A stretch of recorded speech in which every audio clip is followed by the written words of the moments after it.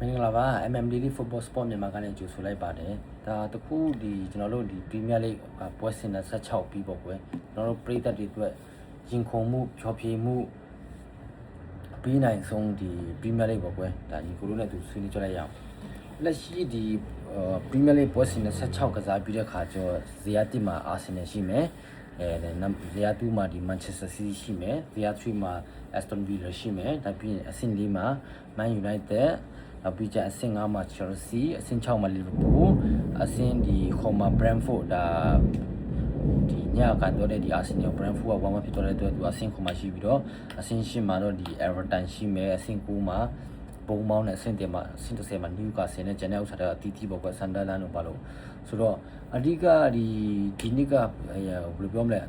ပြီးခဲ့တဲ့နှစ်တည်းဆိုရင်ကျွန်တော်တို့က title race မှာတကောင်နဲ့ပြီးတဲ့မြင်းလို့နောက်ပြီးကျန် Champions League ဝင်ခွင့်ဆိုလဲဒီtop 3 to 4လောက်ကဟိုထားပါတော့3လောက်ကတော့လုံးဝတိချတယ်ထားပါတော့တိုက်တယ်ပြပြန်ဒီ Arsenal Man City နောက်ပြန်ပြီးခဲ့တဲ့နှစ်ဒီမှာဆို Liverpool ရှိမယ်ဆိုတော့ပြောချင်တာကပုံမှန်ဆိုရင်ကျွန်တော်တို့ဒီ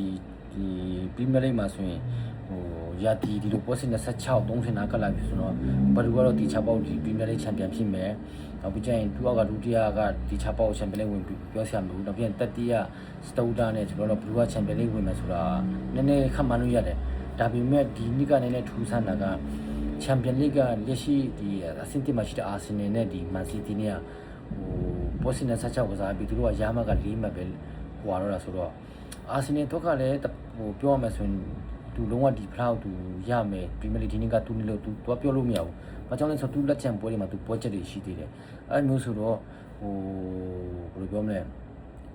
ဒုတိယ Man City ကလည်းပွဲချောင်းနေလားဆိုတော့သူလည်းတကယ်တော့မချောင်းပါဘူး။ဒါပေမဲ့ကျွန်တော်ပြောချင်တာက4မှတ်ဆိုတာဘာမှဆိုဖြစ်သွားနိုင်တယ်။ဆိုတော့ဒီနှစ်ကဟိုတီးချတဲ့ Champion Premier League Champion တော့ကတော့ဒီ Arsenal နဲ့ Man City ပဲရှိမယ်။ဒါပေမဲ့ဟို Arsenal လက်ရှိအောက်ဒုတိယဒီ Man City ကို4မှတ်နဲ့ဖြတ်ထားတဲ့တိုင်အောင်4မှတ်ဖြတ်ထားတဲ့တိုင်အောင်သူကငါပဲကွာဒီ Premier League ဆိုပြီးသူguarantee မရှိဘူးသူချီချောရင်ဟိုတက်ခွခါမှာ Man City တက်ခွမှာအဲဆို Man City ပြောမှာ Man City ကဟိုရာဒီအစပိုင်းအဲလောက်မှသူပြန်နေနေကျသွားတယ်ဒါပြီးပြန်ထောင်တက်လာတယ်ဆိုတော့ဟိုအစတော့သူ့တိုက်တယ်တွေမှာမရှိတော့လို့ထင်တာသူအစောပိုင်းမှာဆိုရင်ဒီဗာလဲဗီလာတော့မှဟိုတော်လေးကောင်းတဲ့ဗီလာလို့နောက်ပြီး Chelsea တဲ့ဟိုဒီနီးပြမပြောင်းခင်ဆက်ကြားမှာတော်လေးကောင်းတဲ့နောက်ပိုင်းသူလည်းပြန်ပြီးတော့သူ့ရဲ့ current form ပြန်ကျသွားတယ်အခုတော့တန်လင်းပြန်ပြီး၄ပွဲဆက်နိုင်ပြီးတော့တပွဲပြန်ကြည့်သွားတာပေါ့ကွယ်အဲ့လိုဆိုတော့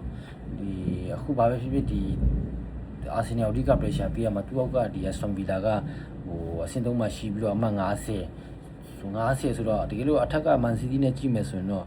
ဟိုသူတို့က9မှတ်ကွာတယ်ဆိုတော့9မှတ်ဆိုတာ Arsenal တော့ကသူ့ကိုကောင်းကောင်းလိမ့်ကြပြီးမလို့ကျွန်တော်မထင်ဘူး Aston Villa ဆိုတော့အဓိကတိုက်တယ်တွေကိုဟို Arsenal pressure ပေးရမှာ Man City ဖြစ်ပြီးတော့နောက်ပြီးအခုအဆင့်3မှာရှိတဲ့ Aston Villa Champions League ဝင်ခွင့်လက်ရှိတော့ဆက်သူအဆင့်3မှာရှိပြီးတော့ရမှအဖြစ်50ဒီ Manchester United အဆင့်4မှာသူအောက်ဟိုသူတို့เนี่ยတင်းကြမှာကွာတာ9မှတ်ကွာတယ်45နဲ့50ဆိုတော့9မှတ်ဆိုတာအခုလက်ရှိ26ကစားပြီးတော့ပွဲစဉ်က12ပွဲကျန်တယ်ပြီးတော့ဒီ Premier League ပွဲစဉ်26ဟို12ပွဲကျန်သေးတဲ့ခါကျတော့ဒီ9မှတ်ဆိုတာတကယ်တမ်းမှလုံးဘာမှမဟုတ်သေးဘူး။ဘာကြောင့်လဲဆိုတော့ Aston Villa ပွဲချက်တွေအများကြီးကျန်ပါသေးတယ်။ဆိုတော့ဒီ Aston Villa လည်းသူစက်တိုက်လည်း maybe နိုင်သွားနိုင်မယ်ဒါပေမဲ့လုံးဝအာမခံချက်မရှိဘူး။ဘာကြောင့်လဲဆိုတော့ဥမာထားပါတော့ဥမာကျွန်တော်ပြောချင်တာတပွဲရှုံးတပွဲတည်ဆိုရင်ဒါမှမဟုတ်တပွဲစက်တိုက်ရှုံးရင်ပဲပြီးပြီငါပေါ့အဲမျိုးဆိုတော့ကျွန်တော်ထင်တယ်ဒီ Aston Villa ကတော့ကောင်းတီတိုင်အောင်ကျွန်တော်ကတော့ Champions League ဟိုဝင်ဖို့တိတ်ပြီးတော့ဟိုဘယ်လိုပြောမလဲတချို့တော့ပြောတာပေါ့ကွာအခုဒီ26ပြီးမှသူ့ကိုလည်းထည့်ထားလို့ရတယ်ဒီ Aston Villa ကို title rate ထင်ပါလေဒါပေမဲ့ကျွန်တော်တူတယောက် personally ပြန်မှာဆိုတော့သူ့မှာပွဲချက်တွေအများကြီးကျန်တယ်လို့ဆို title rate ထည့်ဖို့နေနေတာလက်ရှိဒီ Champions League ဝင် top 4လုံးမှာကျွန်တော်သိမထင်ဘူးအချိန်ကြာလာသူဒီချမ်းမှာရှုံးပွဲတိချပေါက်ရှုံးမှာဆိုတော့ကျွန်တော်သိမထင်ဘူးဆိုတော့ Aston Villa ကိုဖယ်လိုက်မယ်ဆိုရင်နောက်ဒီ Manchester United ရှိမယ် Man United ကျတော့သူကလေဟိုဘယ်လိုပြောမလဲသူကျတော့လေ 100% ပြောလို့မရဘူးဘာကြောင့်လဲဆိုတော့ဟိုမကောင်းတာမို့အရန်ကောင်းတယ်လက်ရှိနောက်ကစားခဲ့တဲ့5ပွဲမှာဆိုဒီပွဲဆက်နိုင်ပြီးတော့ဒီတပွဲတည်ကြတော့တယ်ဒီနောက်ဆုံးတည်ကြခဲ့တဲ့ Warham နဲ့ပေါ့ကွယ်Warham နဲ့တန်းစင်းအောင်ကြုံရရှိတဲ့ခါကျတော့ဒါပေမဲ့ကျွန်တော်ပြောချင်တာဒီသူကပုံမှန်ခု တခြားတင်းနေတဲ့အားတာတစ်ချက်တစ်ခုရှိတာက तू က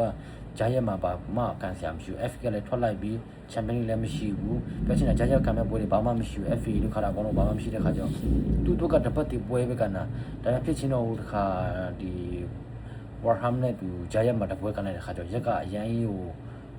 တားအိမ်မခေါ်တော့ခါကျသူတို့ကပွဲပန်းမှုလည်းနည်းနည်းရှိကောင်းရှိမှာပေါ့ကွယ်ဒါပေမဲ့ပုံမှန်တပတ်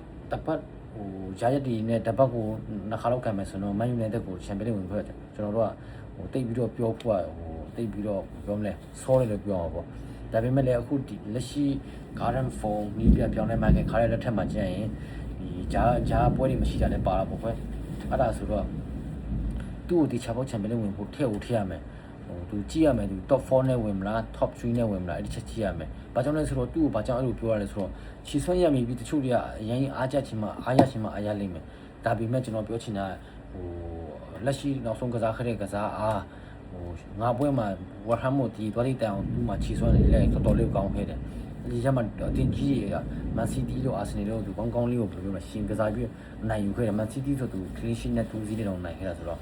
နောက်ပြီးတော့တစ်ခုကသူကတခြားဒီ Chelsea လို့ Aston Villa လို့နဲ့မတူတာကဘယ်လိုပြောမလဲသူ့မှာနောက်ပြီးအောက်မှာ Liverpool ထားပါ Liverpool လည်းရှိသေးတယ်သူမတူတာခု Chelsea ဆိုရင်သူ FA Cup ရှိအောင်မယ်ဒါပြီး Champions League ရှိမယ်သူမှဂျာပွဲတွေကမ်းမှာ3ရက်4ရက်တခါလောက်ကမ်းမှာဒီ international break ပြီးမှာပွဲကျွန်တော်ပြောချင်တာအဲမျိုးဆိုတော့ဘလောက် best squad တဲ့ကောင်း